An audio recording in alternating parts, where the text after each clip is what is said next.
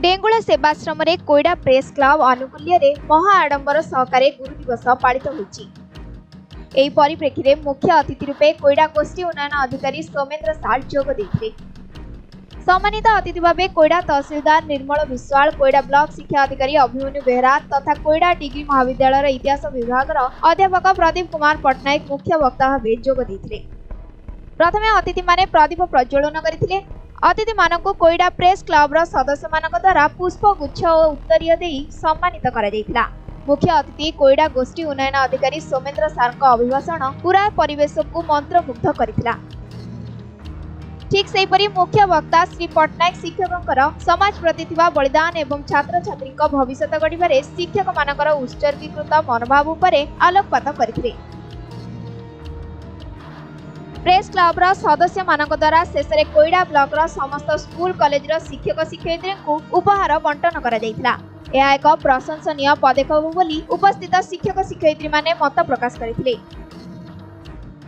प्रथम तो मैं बहुत खुशी जे आम विद्यालय को आपण मैंने बाछिले आमर कोईडा ब्लॉक रो प्रेस भाई मानकर बहुत सहयोग जे आमर एई क्लस्टर रो समस्त से गुणी ज्ञानी शिक्षक मान को से माने आज माने पुरस्कार प्रदान करले आ सेटा ही आम मान को गोटे प्रेरणा जे आमे पिला मान को केमती भलो पाठ पढ़ेबू आ प्रत्येक वर्ष एई दिनटी को आमे अपेक्षा करिथाउ आ आज जो आम विद्यालय रे जो गुरु दिवस पालन करा गला प्रेस भाई मान तरफ बहुत सुंदर होता।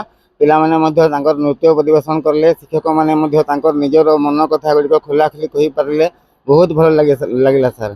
प्रत्येक ना विजय कुमार दास कोईडा प्रेस क्लब सदस्य आम आज गुरु दिवस आम प्रत्येक वर्ष एमती कर आसु आगामी दिन में भी आम करूँ। आज गोटे आमर गुरु प्रति गोटे सम्मान आमर सम्मान रही आम जहाँकि आमर गुरु छात्र भितर जो डिस्टेंसटा रोचे आम माने आम माध्यम आम जो प्रोग्राम माध्यम केमती मधुर संपर्क रहिबो छात्र आ गुरुंक विषय आम आगामी दिन में आगुरी भी आम बहुत कार्य कर आसु। आमर संपादक बुबाई प्रेजेंट रे आज आम सब कार्यक्रम संपन्न कर बहुत सुरक्षित।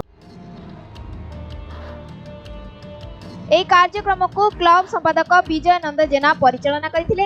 अन्य सदस्य मानक मध्यरु संबित जेना, निखोज नायक प्रमुख उपस्थित रही सहयोग करथिले। कोईडारू विजय नंद जेना का रिपोर्ट समय लाइव।